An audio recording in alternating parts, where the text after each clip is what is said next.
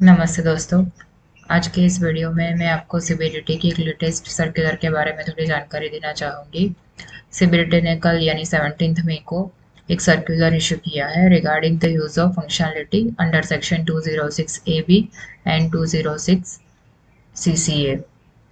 आप में से मोस्ट लोगों को तो पता ही होगा इन दोनों सेक्शन का के बारे में, और फिर भी जिनको नहीं पता है मैं ब्रीफ में बता देती हूँ ये दो सेक्शन क्या है। सो बेसिकली 206 AB और 206 CC ये दोनों सेक्शन फाइनेंस एक्ट 2021 से इंट्रोड्यूस हुए थे विथ इफेक्ट फ्रॉम 1 जुलाई 2021। आप लोगों को शायद पता ही होगा कि हमारे देश में टोटल पॉपुलेशन में से अराउंड 1 या 2 या at max 3% population return file करती है इनकम टैक्स का। बाकी सारे लोग रिटर्न फाइल नहीं करते।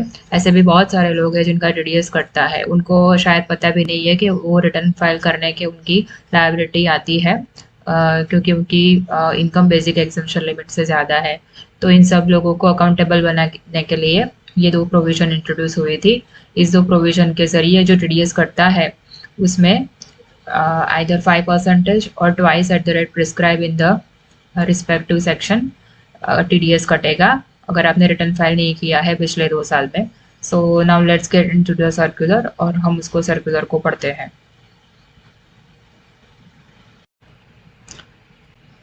Finance Act 2021 inserted two new sections, 206 AB and 206 CCA in the Income Tax Act 1961, herein referred to as the Act, which took effect from 1st day of July 2021. These sections, as they stood prior to its amendment by the Finance Act 2022, mandated tax deduction Section 206 AB or tax collection to Section 206 CCA at higher rate in case of a certain non-filers specified persons with respect to tax deduction other than under Section 192, 192A, 194B, 194BB, 194 LBC, and 194N and tax collection. Higher rate was twice the prescribed rate or 5%, whichever is higher.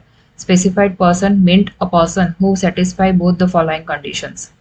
He has not filed returns of the income for both of the assessment years relevant to the previous years immediately before the previous year in which tax is required to be deducted or collected. 2 previous years to which to be counted are required to be those whose return filing date under subsection 1 of section 139 has expired. Aggregate of the tax deducted at source and tax collected at source is rupees 50,000 or more in each of these 2 previous years.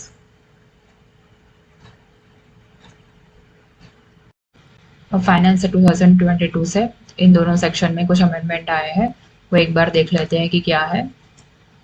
The provision of the higher DDS under section 206 AB is not applicable on tax to be deducted under section 194 IA, IB and M. This is in addition to already existing provision of its non-applicability on tax to be deducted under section 192, 192A, 194B, BB, LBC and N. So in sub section 206 AB के purview से out है।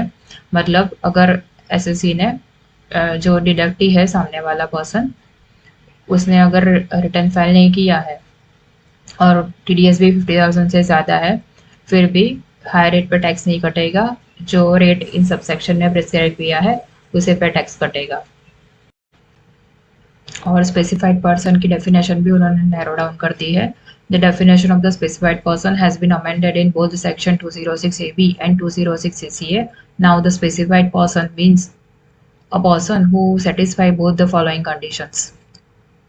Here emphasis on both the conditions. दोनों conditions को simultaneously fulfill करते हैं तो specified person कहलाएगा।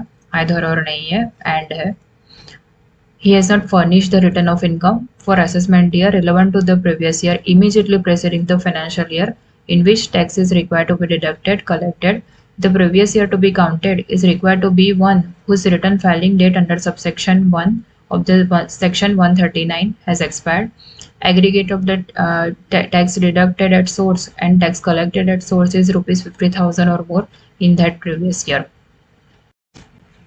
यानी फाइनेंशियल ईयर 22-23 एक ईयर की एलिजिबिलिटी देखनी है सामने वाले की कि वो स्पेसिफाइड पर्सन है कि नहीं।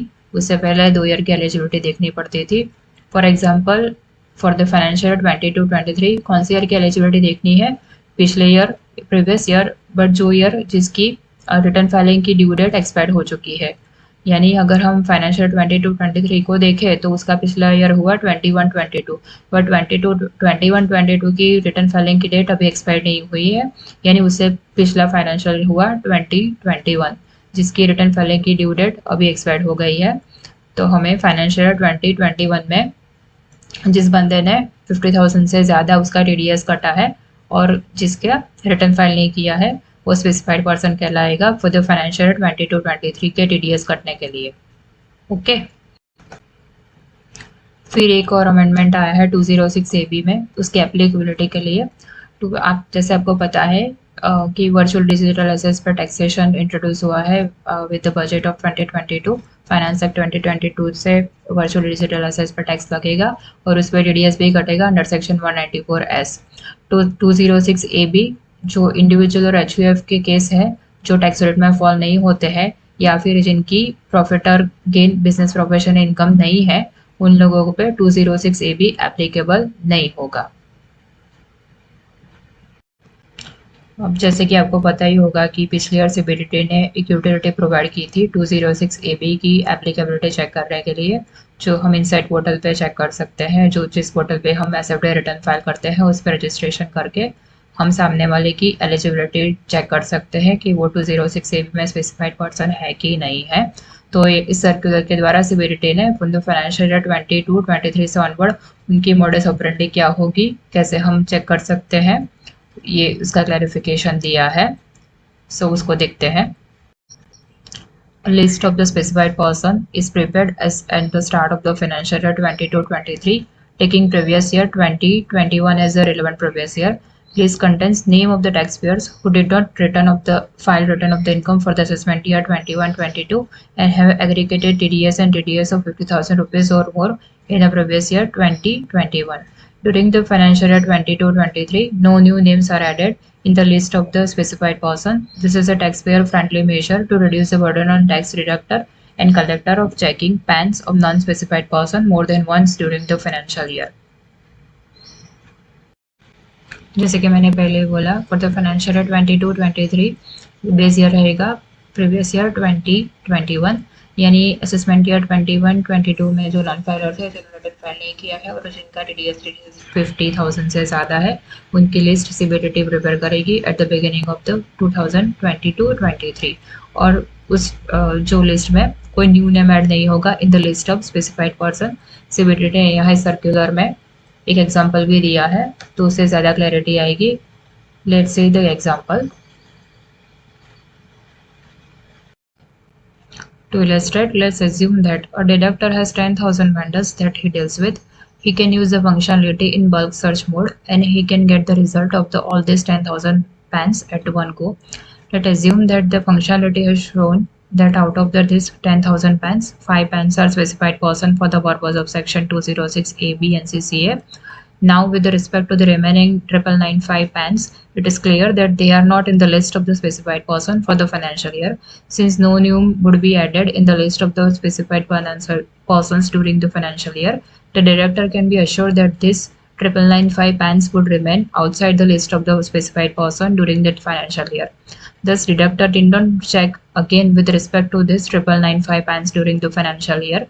There are chances that the 5 PANs which are of the specified person may move out of the list during the financial year, and for that they will need to recheck at the time of making tax deducted or collection at source.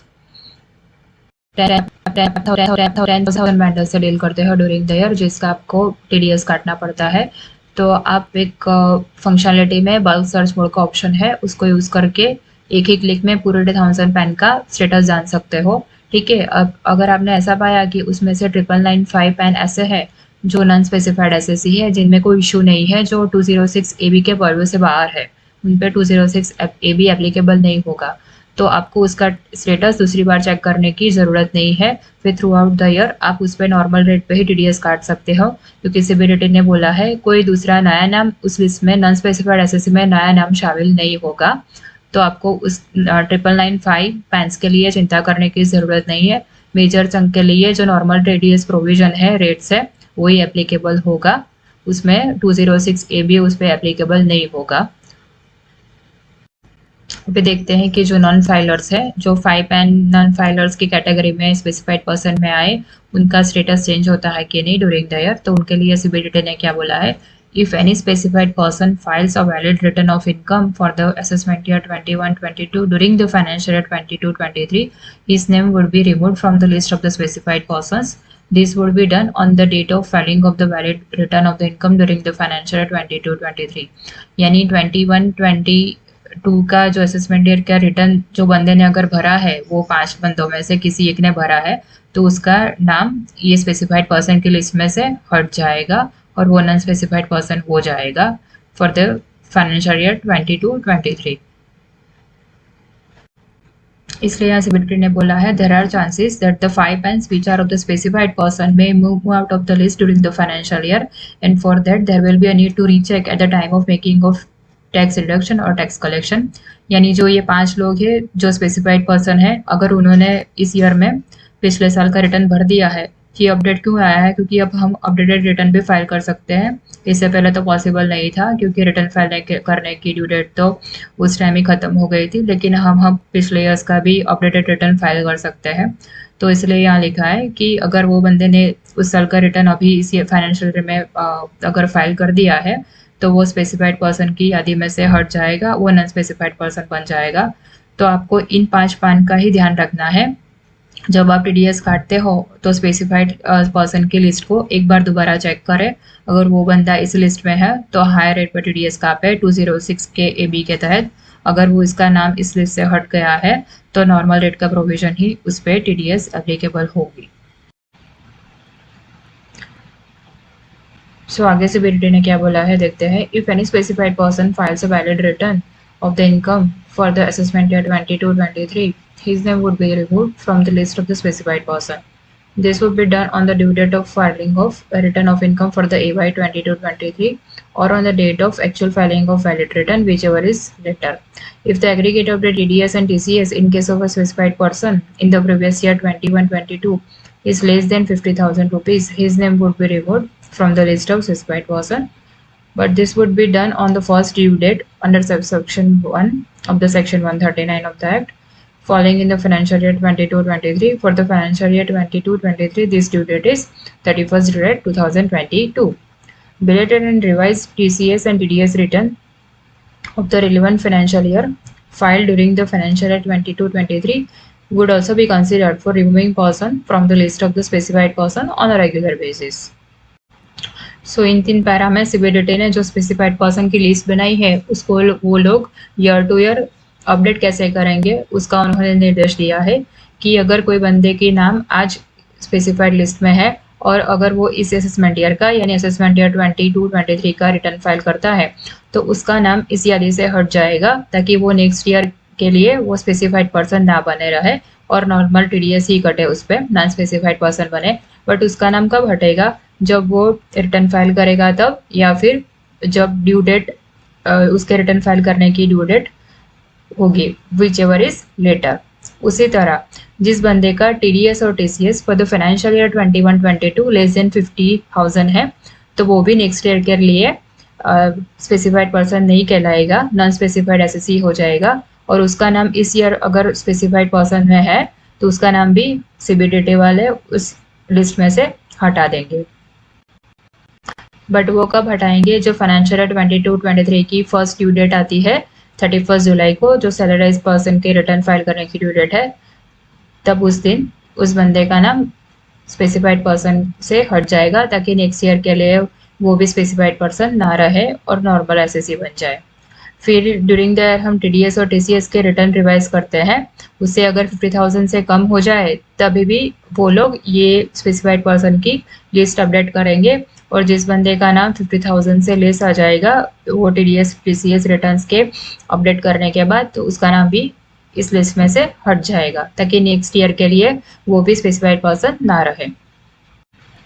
फिर para 7 में non resident P के लिए CBDT ने कहा है कि it may be noted that as per the provision of section 206 AB and CCA, the specified person shall not include a non-resident who does not have PE in India.